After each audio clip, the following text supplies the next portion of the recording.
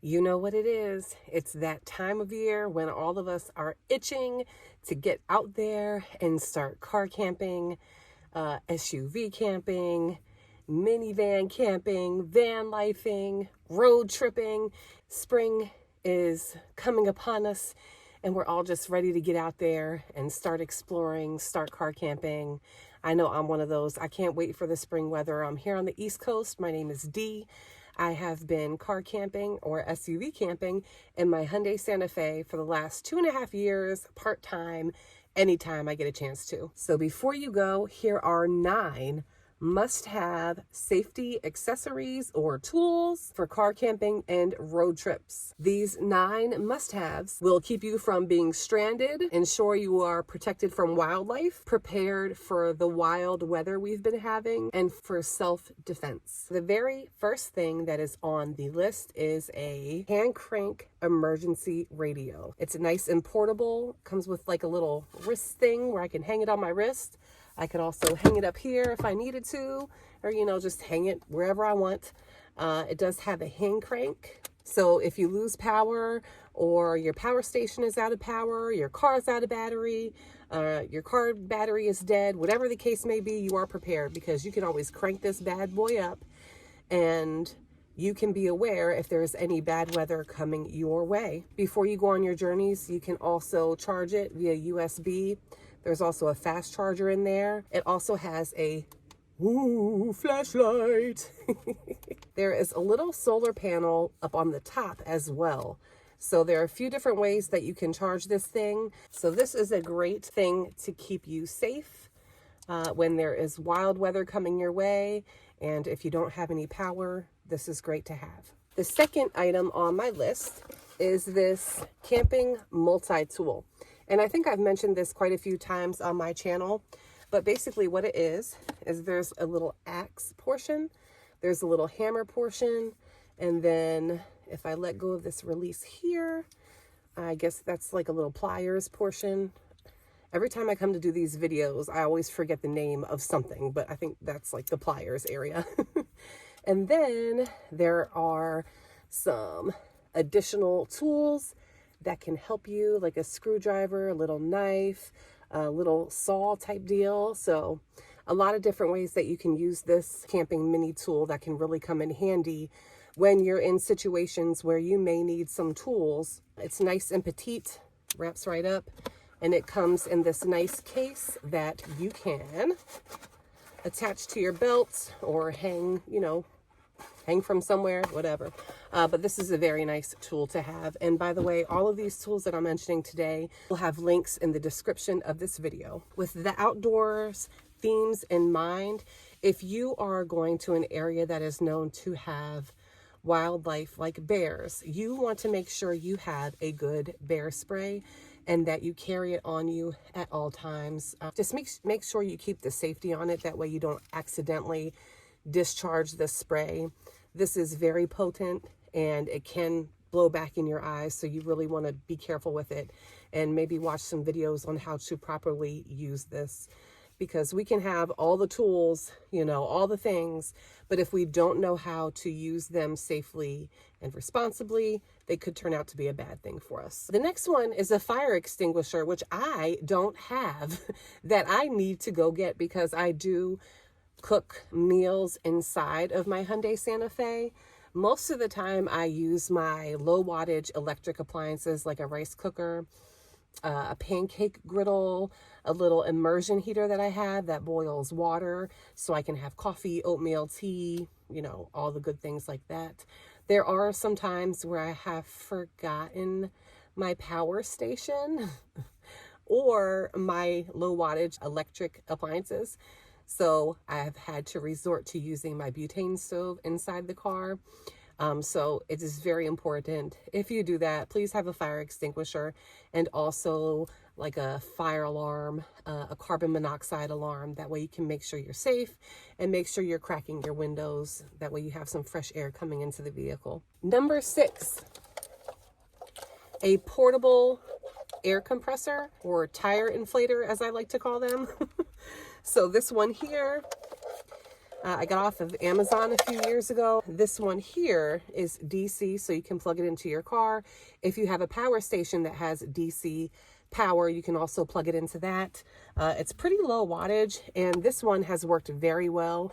It's by a brand called Noxen, and I believe there's a light on the side of it as well. But of course, I don't have that plugged in right now because the noise is too loud if I plug this thing in. This has saved me quite a few times in different vehicles. Unfortunately, the maker has changed the way that they make this particular one.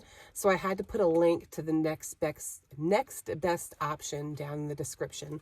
So make sure you have one of these. That way, you know, you can take care of what you need to take care of, especially if you're out, you know, on BLM land, or if you're in the National Forest Service, or if you're, you know, somewhere way out in the middle of nowhere. It's always good to have this. And kind of to go right in hand with that, I always carry Fix-A-Flat. There's also a brand called Slime, and these are good too. If you get a puncture in one of your tires, you can always use this to get you to the nearest area where you can change your tire or put on your spare tire. Speaking of spare tires, before you go on any road trips or car camping, make sure your jack actually works, and make sure that your spare tire is there and that it is in good condition. If not, I mean, hey, this Fix-A-Flat or the Slime comes in very handy. I have never ever personally used this and then rode on that tire for almost 2 years. I have never done that. And I wouldn't recommend doing that either, but I have definitely never done that. But I don't recommend it. Speaking of car-related safety accessories, you want to make sure you have a nice roadside emergency kit. So this one here has jumper cables, a few different fuses that I can use. That way if I blow a fuse and, I don't know, all of a sudden something in the car, like my lights or my radio don't work, then I have extra fuses that I could use. It comes with gloves. I would also recommend one that has like those shining lights with it, the orange like fluorescent lights or whatever, some kind of lights. That way, you know, if you need to stop on the side of the road or the interstate or something, you do have something there that kind of alerts travelers heading your way that, you know, you're broken down, and hopefully they take some caution driving past you. In that roadside assistance or emergency kit, if it doesn't come with an alternator and battery tester, I highly recommend getting one of these.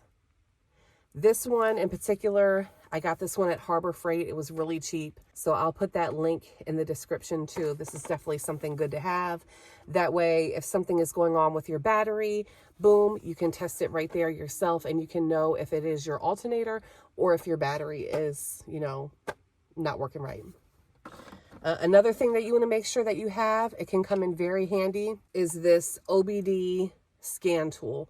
So this, you know, if you have any check engine codes that pop up on your dash, you can plug this into your vehicle, scan it. This will tell you the code that's throwing your check engine light. The code will show up on the screen, and you just go on the internet. You go on your phone to see what the issue is. You know, sometimes it could be something small like an O2 sensor, or I think they're called CO2 sensors. You know, that's something small where you can drive a little while safely to get somewhere to correct the issue if it just started happening. Other times it's one of those situations where it's like, if you do your research, I have to stop driving, don't run the engine anymore until you can get the issue addressed. So definitely add those to your roadside emergency or your roadside assistant kits that you have with you in your vehicle, or buy one that already has those options. The next one is something that is under my bed, and I'm going to be lazy and I'm not going to get it, is a first aid kit. You can buy one, but you can always assemble it yourself as well. So Dollar Tree is a great option. A lot of times they have mini first aid kits that you can buy a few of. Make sure it does have one of those emergency blankets as well. Number 9, the last one on my list here, a cool functional flashlight. So this one here I got off of Temu for under $5. I think it was actually under $2, but you know, don't get me lying. But this is a rechargeable flashlight, and it's one of those things where it has like the small like focus in scope, and then it also has like the large area as well.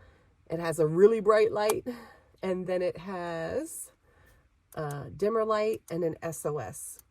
So I highly recommend that so you can see what you're doing if a situation arises and you need to change a tire or do your fix-a-flat, things like that. Your lights go out in your car.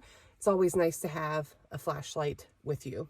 And it's rechargeable, so you don't have to worry about carrying around batteries. So my last bonus is I highly recommend a personal safety tool, something for self-protection that you can use as kind of like a weapon in the event that you need to protect yourself from other humans. I will not, however, recommend or tell you to get a specific self-protection tool, because those tools are very specific to you. We have to make sure that whatever self-protection tool we're using, we are trained to use, and we are comfortable to use, and we know how to store and keep those in safe places. That way you don't get hurt and other people don't get hurt as well. And also to mention with that, also needs to be legal wherever you're going. So do your research, make sure that whatever self-defense mechanism you have that you're carrying on you is also legal.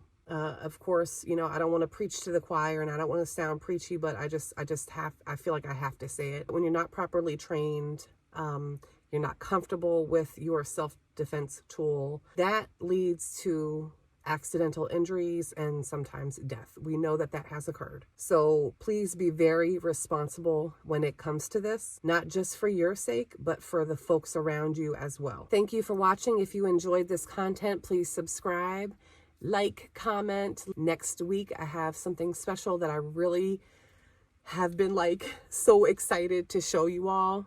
So that is coming next week. And I will see you all then. Have a great weekend. Have a great day, whatever day this is for you, and enjoy life. Bye.